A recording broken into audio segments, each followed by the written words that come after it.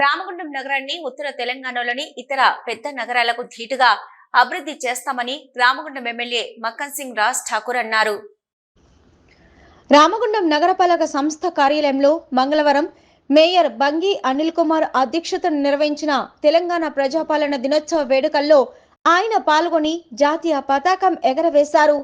ఈ సందర్భంగా ఆయన మాట్లాడుతూ రామగుండం నగరానికి పూర్వ వైభవం తీసుకొచ్చే విధంగా ఈ ప్రాంతాన్ని పారిశ్రామిక, వ్యాపార, విద్య, వైద్య కేంద్రంగా తీర్చిదిద్దడానికి కృషి చేస్తున్నామని అన్నారు.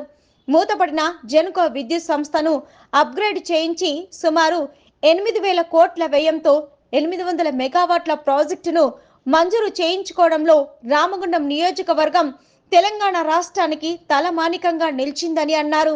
ఇందుకు ముఖ్యమంత్రి రేవంత్ రెడ్డి, ఉప ముఖ్యమంత్రి భట్టి విక్రమార్క, మంత్రులు శ్రీధర్ బాబు, పొన్నం ప్రభాకర్, స్థానిక నాయకులు ఎంతో సహకరించారని అన్నారు.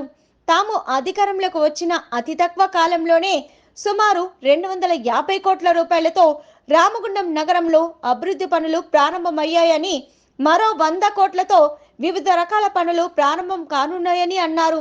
అభివృద్ధి సంక్షేమ కార్యక్రమాలను అమలు చేయడంతో పాటు రామగుండం నగరంలో జరుగుతున్న వివిధ వేడుకల నిర్వహణ ఏర్పాట్లలో ప్రభుత్వ అధికారులు, ప్రభుత్వ రంగ సంస్థలైన ఎన్టీపీసీ, సింగరేణి, ఆర్ఎఫ్సిఎల్, ఎన్పీడీసీఎల్ తదితర సంస్థల అధికారులు పాలు పంచుకొని విజయవంతం చేస్తుండడం పట్ల కృతజ్ఞతలు తెలిపారు.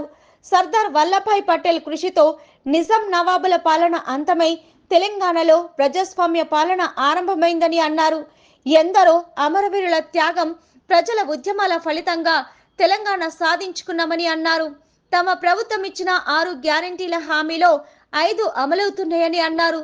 మరొకటి త్వరలోనే అమలు కానుందని చెప్పారు. ప్రజా పాలనలో భాగంగా వచ్చే నెలలో రేషన్ కార్డులు పంపిణీ చేయడం జరుగుతుందని అన్నారు. ఇతర రాష్ట్రాల రైతులు ఈర్ష్య పడే విధంగా తెలంగాణలో రుణమాఫీ జరిగిందని అన్నారు. మేము చేస్తున్నటువంటి రాష్ట్ర ముఖ్యమంత్రి రేవంత్ రెడ్డి గారు ఇచ్చిన మాట ప్రకారంగా మరి అనేక సంస్కరణలు తీసుకొచ్చారు. గత 10 సంవత్సరాలు గడిల పాలన తెలంగాణ బానిసలుగా ఈ రాష్ట్ర ప్రజలు అనేక సమస్యలు ఎదుర్కొన్నారు.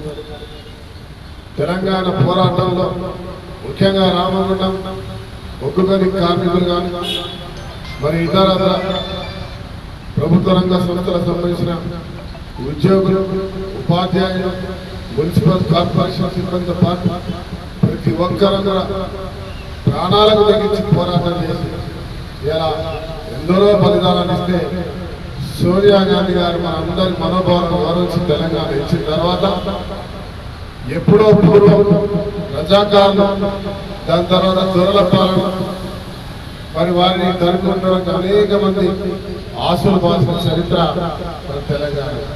రజాకాలం తరుపుకోవడం ఇలా చాచా నెహ్రూ ప్రధానమంత్రిగా, సర్దార్ వల్లభాయ్ పటేల్ ఈ రాష్ట్రంలో నిజాం పరిపాలన అణచివేసి ఇలా స్వతంత్రం మనకు అప్పచెప్తే దాని తర్వాత దొరల పాలన నడిచింది.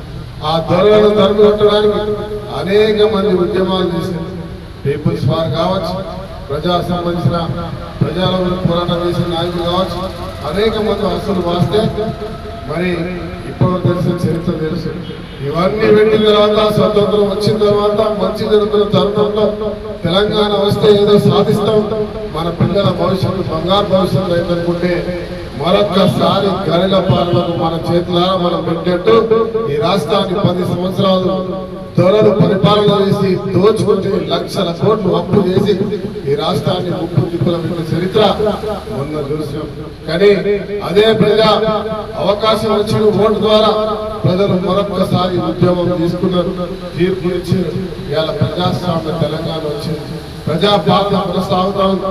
ఈ రోజు ఎంత నష్టాలు కూడా ఇలా అనేకమైనటువంటి అభివృద్ధి కార్యక్రమాలు ఇచ్చిన మాట ప్రకారంగా 6 గ్యారెంటీల్లో 5 గ్యారెంటీలు పూర్తి చేశాం. 6వ గ్యారెంటీ గల రైతు రుణమాఫీ చేసినాం.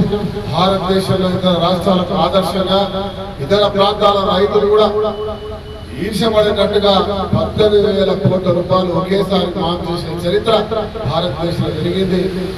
ఈ కార్యక్రమంలో రామగుండం నగర పాలక సంస్థ కమిషనర్ సిహెచ్ శ్రీకాంత్, కార్పొరేటర్లు మహంకాళి స్వామి, బాల్ రాజ్ కుమార్, ముస్తఫా, నాయకులు పాతపల్లి ఎల్లయ్య, అడ్డాల రామస్వామి, నగరపాలక సంస్థ ఈఈ రామన్, ఎగ్జామినర్ వేణు, మాధవరెడ్డి, వివిధ విభాగాల అధికారులు, సిబ్బంది పాల్గొన్నారు.